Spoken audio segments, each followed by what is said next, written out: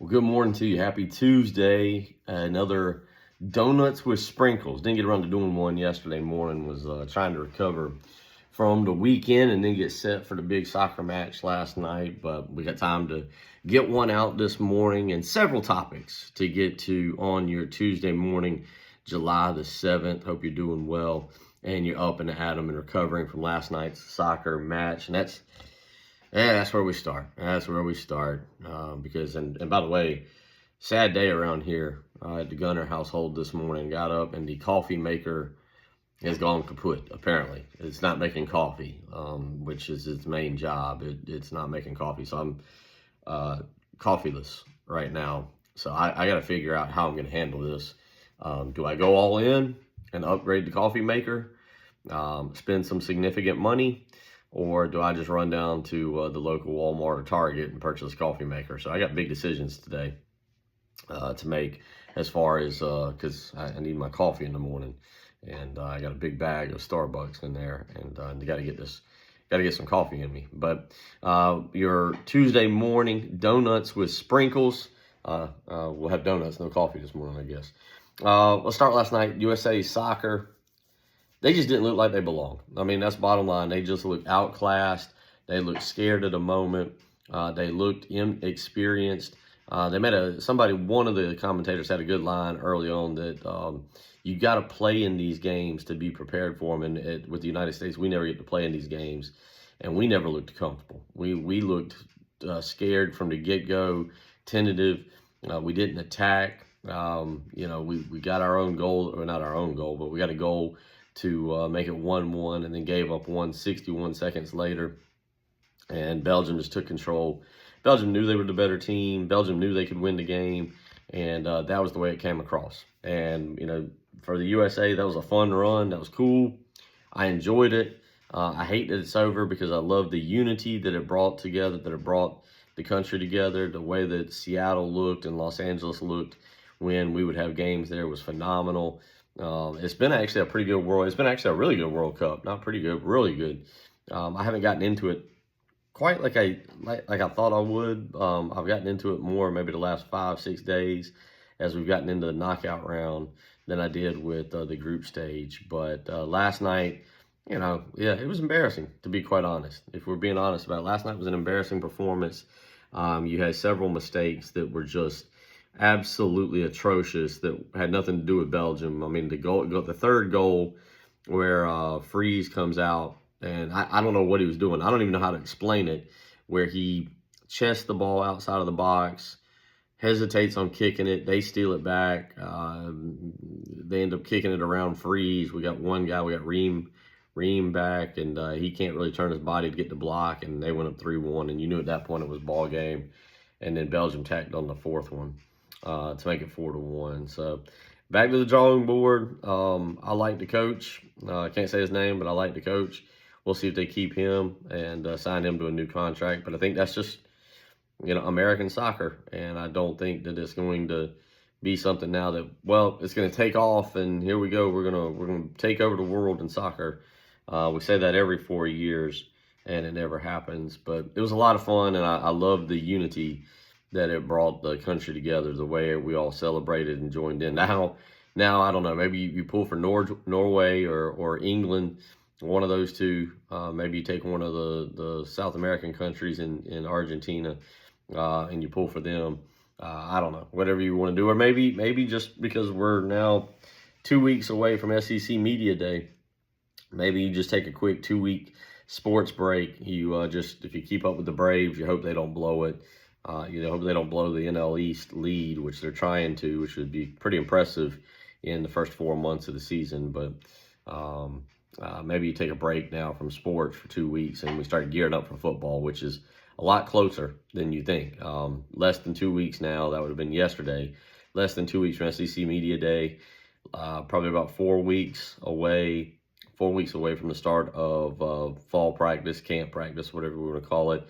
And 8 weeks from today, we'll be having our first real Talking Tuesday where Shane Beamer will be meeting with the media. So some soccer thoughts from last night.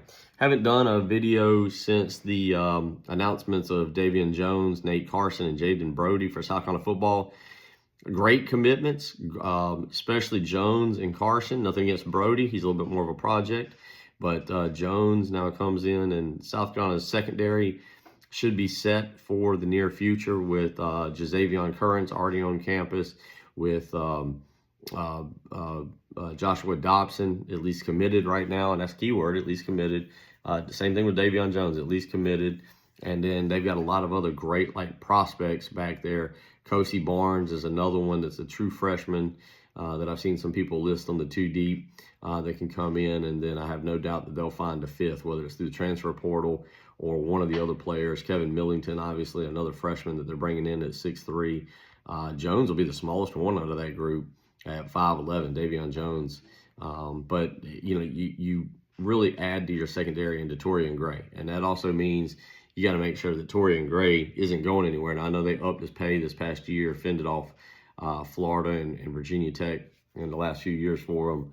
But you've got a secondary now that should be one of the nation's best based on recruiting. If you talk about a 4-star in Jones and Currents at safeties, and I think Kosi Barnes ended up right there at a 4-star, and you talk about Josh Dobson, who's a 5-star. So on paper, South Carolina's secondary is set up to be a strength of the team for the next 3 to 4 years, providing you can keep those guys on campus and satisfy them with NIL money, so forth and so on. Nate Carson, listen, South Carolina needed they've recruited 5 offensive linemen. They've done a good job. It is a different way of recruiting, I think, if you ask me. It seemed like with Lonnie Teasley, they looked at the highest rated guys and just went and tried to get them. There was no real, does this guy fit? What's the potential of this guy? It was more of just, hey, is this guy a 5-star recruit, 4-star recruit? Okay, let's go get him. That's the first 4-star recruit on the offensive line that South Carolina's landed in this class, in Nate Carson. And obviously being a local product, really love that, from Irmo High School. He reminds me a lot of AJ Can. A little bit different size. AJ Can was about 6'3", 290, 300 when he came out of high school. Nate Carson listed at 6'4", 290, so about an inch difference, maybe a 10 pounds less somewhere in there, but can play multiple positions, probably projects as an interior player, which would be really good. But it seems like a guy who comes in and who knows, maybe is a starter in year 1, if not after a redshirt freshman year. Of course, they don't have red shirts anymore. You just get years 1 through 5. But by year 2 is someone who's really competing for playing time on that offensive line. And I'm excited to see Randy Clements and the new coaching style, the new coaching philosophy, and then, of course, throw Kendall Browse in there with the new coaching, with the new offensive system and how it helps the offensive line as well. So we'll see. But Nate Carson, a really good pickup. Always love getting the Midlands kids. It seems like Irmo kids always work out for South Carolina as well. So great pickup for the Gamecocks on that one. And then Jaden Brody, defensive end out of Raleigh, North Carolina.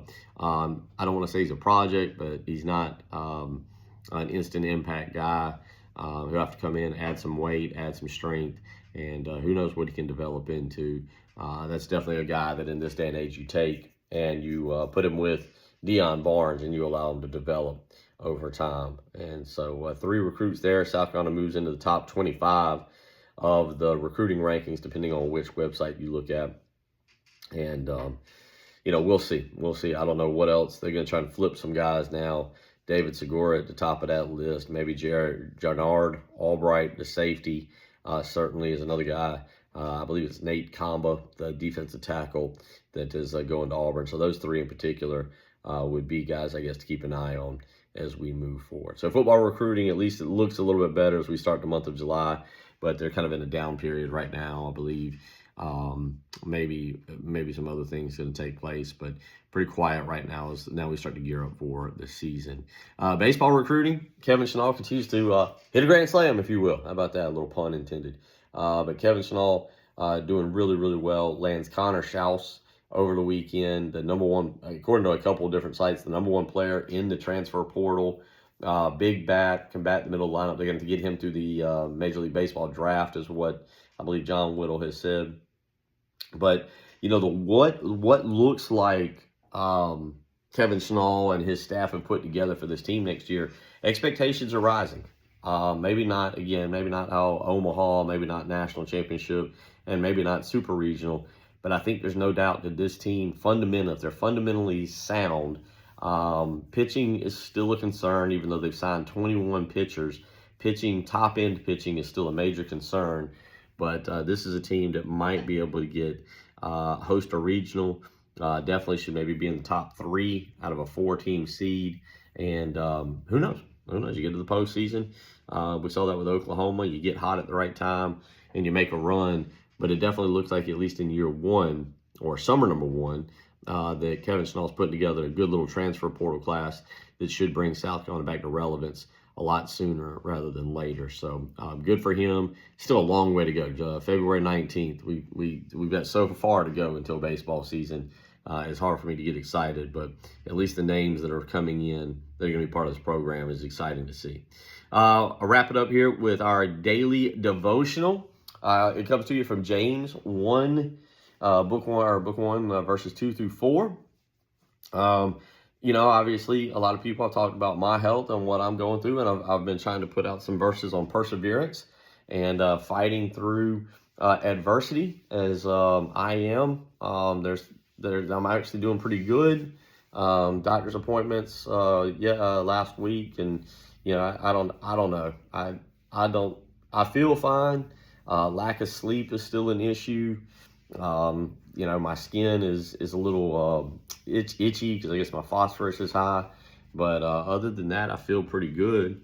And we're just sitting around waiting on that phone call to go get this kidney and start life all over again. I'm ready to travel. I've already been looking at booking at a place in St. Thomas, the U.S. Islands, St. Thomas, as soon as I can figure out when I can travel. And Key West is another place that a lot of my buddies go that I want to travel to. So I want to get back on the traveling bandwagon, and hopefully that's next summer, sooner rather than later. But I've been putting out a lot of stuff on adversity, and today's devotional of the day, again, James 1, 2 through 4. It reads, "Consider it pure joy, my brothers and sisters, whenever you face trials of many kinds, because you know that the testing of your faith produces perseverance. Let perseverance finish its work, so that you may be mature and complete and not lacking in anything." And I think that's important for me this morning. Maybe it's important for you.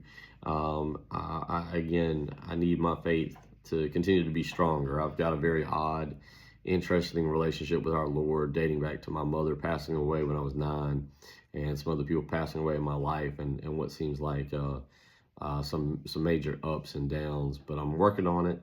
But I do think this kidney disease and me battling through this perseverance, while it's testing my faith, I think it's helping me grow stronger in my faith. And it's really changed me. I'm a very, very different person than I was a year ago. I'm a very different person than I was in December. So 7 months into the year, I'm, as we see here in July, very, very different, and very, very proud of myself. But at the same time, know I got a lot of work on myself. But I think definitely when I look at it, you look at James right here, again, book 1, verse 3, "Because you know that the testing of your faith produces perseverance." I know that I can deal with anything in life that the Lord throws at me. And that's because this has been a test, and we're still battling it. But I definitely know that I can handle it. So there's your daily devotional. Again, let me read that to you. James 1, 2 through 4, book 1, 2 through 4. "Consider it pure joy, my brothers and sisters, whenever you face trials of many kinds, because you know that the testing of your faith produces perseverance. Let perseverance finish its work, so that you may be mature and complete and not lacking for anything." And at 44 years of old, as I watch my kids grow, and I hopefully plan for the day of seeing my grandkids and other things, seeing life through, I don't want to be lacking anything. I want to have a strong faith and be a man of God, and just really continue to be a happy, simple person. So there's your daily devotional. I had been doing a dad joke of the day. I had not done it for a couple weeks, but let me get back to it as I wrap it up here today. on your donuts with sprinkles on Tuesday morning. Your dad joke of the day. And this is a good one. This is a true dad joke. What is an astronaut's favorite computer part? An astronaut's favorite computer part. Well, it's the space bar. It's the space bar. There you go. An astronaut's favorite computer part, the space bar. There's your dad joke of the day. There's your Tuesday morning, July 7th, donuts with sprinkles. Hope you're having a blessed day. JC Sherbert joins me on the radio show coming up at 2:15 today. A lot of Gamecock football talk. We'll talk a little bit more about the World Cup and some articles in The Athletic talking about NIL and looking back at football in the 90s. We'll get into all of that coming up at noon today. Hope you have a wonderful, God-blessed day. Take care and happy Tuesday.